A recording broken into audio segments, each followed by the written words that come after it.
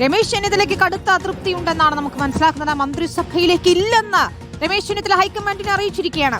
5 മണിക്ക് ചേരുന്ന നിയമസഭാ കക്ഷി യോഗത്തിലും ചെന്നിത്തല പങ്കെടുക്കില്ല. എന്നാൽ സതീശിനെ പിന്തുണച്ചുകൊണ്ട് ചെന്നിത്തല കത്ത് നൽകും. പ്രഖ്യാപനത്തിന് ശേഷം ഇതുവരെ മാധ്യമങ്ങളോട് പ്രതികരിക്കാൻ ചെന്നിത്തല തയ്യാറായിട്ടില്ല. രമേശ് ചെന്നിത്തലയുടേത് സ്വാഭാവിക പ്രതികരണമെന്നാണ് UDF കൺവീനർ അടൂർ പ്രകാശ് പറഞ്ഞത്. ചെന്നിത്തലയ്ക്ക് അർഹമായ പരിഗണന നൽകണമെന്ന് കെ സുധാകരനും ആവശ്യപ്പെട്ടു. ഇതൊക്കെ സ്വാഭാവികമായി ഉണ്ടാകുന്ന ചില പ്രതിഷേധങ്ങൾ എന്ന് മാത്രമേ കാണാൻ പറ്റുകയുള്ളൂ. വരും ദിവസങ്ങൾ ഇതെല്ലാം കെട്ടടങ്ങും. ഇത്തരം അസ്വസ്ഥതകളൊന്നും തന്നെ ഇനിയിപ്പോ വിലപ്പോവില്ല. ഓൾ ഇന്ത്യ കോൺഗ്രസ് കമ്മിറ്റി എടുക്കുന്ന ഏത് തീരുമാനവും അത് പൂർണ്ണമായി സ്വീകരിക്കും എന്ന് നേരത്തെ തന്നെ പറഞ്ഞിട്ടുള്ളതാണ്.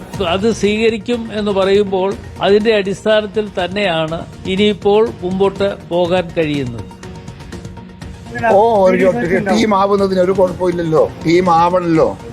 ഞാൻ ഒറ്റയ്ക്ക് ഏകൻ ചെയ്യുന്നതിന് കണക്കില്ലേ? എല്ലാത്തിനും ഒരു പരിമിതിയില്ലേ? എല്ലാ ആളുകളുമായിട്ട് സംസാരിച്ച് ചർച്ച നടത്തി എല്ലാവരുടെയും പിന്തുണയോടുകൂടി അല്ലാതെ പാർട്ടി കൊണ്ടു മുടക്കാൻ പറ്റുമോ? നമ്മുടെ കോൺഗ്രസിന്റെ നേതൃത്വത്തിന് അതിന്റെ കഴിവും പ്രാപ്തിയുമുണ്ട്. അവരെ ഏറ്റെടുത്തിട്ടുണ്ട്. അവരെ നടത്തിക്കോളും. എനക്കൊരു സംതൃപ്തി കുറവില്ലല്ലോ. നിങ്ങളെന്താ എനിക്ക് നല്ല സംതൃപ്തിയാണ്. നിശ്ചയമായും കൊടുക്കണം. ഞാൻ നേരത്തെ പറഞ്ഞതാണ്. പാർട്ടി ഇത് പരിഗണിക്കും, ഉറപ്പായിട്ട് പരിഗണിക്കും. ഞാൻ ആർക്കു വേണ്ടിയും പറഞ്ഞിട്ടില്ല. പാർട്ടിയുടെ ഹൈക്കമാൻഡ് എടുക്കുന്ന തീരുമാനത്തോട് ഐക്യദാർഢ്യം പ്രഖ്യാപിച്ചുകൊണ്ട് ഞാൻ എന്നും പാർട്ടിയോടൊപ്പം ഉണ്ടെന്ന് എന്റെ നേതാക്കന്മാരെ അറിയിച്ചിട്ടുണ്ട്. അങ്ങനെയൊന്നും ഒരു ഗ്രൂപ്പൊന്നും നോക്കിയിട്ടൊന്നല്ല ഇപ്പം കോൺഗ്രസ് പോകുന്നത്.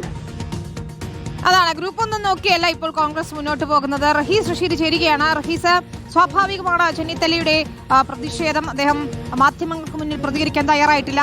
അത്തരത്തിൽ VD സതീശിനെ എതിർത്തുകൊണ്ടോ ഹൈക്കമാൻഡ് തീരുമാനത്തെ എതിർത്തുകൊണ്ടോ രമേശ് ചെന്നിത്തല പ്രതികരിക്കുമെന്ന് നമുക്ക് കരുതുക വയ്യ.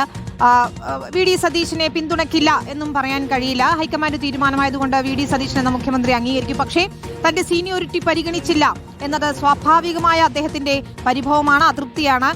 ഈ പറഞ്ഞതുപോലെ തർക്കങ്ങൾ നടക്കുമ്പോൾ, ഗ്രൂപ്പ് മാനേജർമാർ PR വർക്കുകളുമായി ഓടി നടക്കുമ്പോൾ, സോഷ്യൽ മീഡിയ യുദ്ധം നടക്കുമ്പോൾ ഒന്നും ആ പരിസരത്തൊന്നും ചെന്നിത്തല ഉണ്ടായിരുന്നില്ല.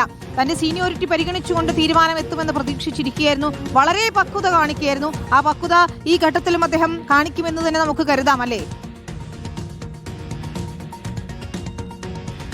വിനീത, ഒരു സ്വാഭാവികമായ ഒരു പ്രതികരണമായി മാത്രം രമേശ് ചെന്നിത്തലയുടെ ഇപ്പോൾ മാറി നിൽക്കുന്ന ആ രീതി അങ്ങനെ മാത്രം കണ്ടാൽ മതി എന്നാണ് അദ്ദേഹത്തിനൊപ്പമുള്ള ആളുകൾ പറയുന്നത്. കാരണം മുഖ്യമന്ത്രിയാകും എന്ന് പ്രതീക്ഷിച്ചിരിക്കുന്ന ഒരാളാണ് രമേശ് ചെന്നിത്തല.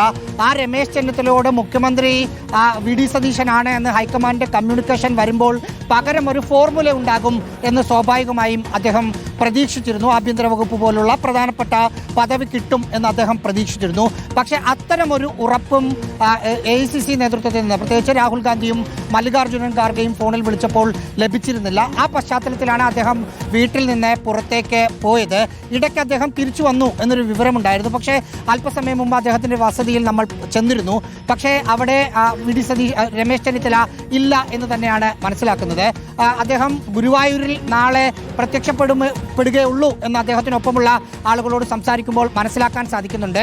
ഇതിനിടയിലാണ് ഇന്നത്തെ നിയമസഭാ കക്ഷി യോഗത്തിലും പങ്കെടുക്കേണ്ടതില്ല. ശരി, നമുക്ക് അദ്ദേഹം പരസ്യ പ്രതികരണത്തിന് തയ്യാറാകില്ലെങ്കിലും എന്താണ് നീക്കങ്ങൾ എന്നും കൂടി നോക്കാം. റഹീസ് തുടരണം.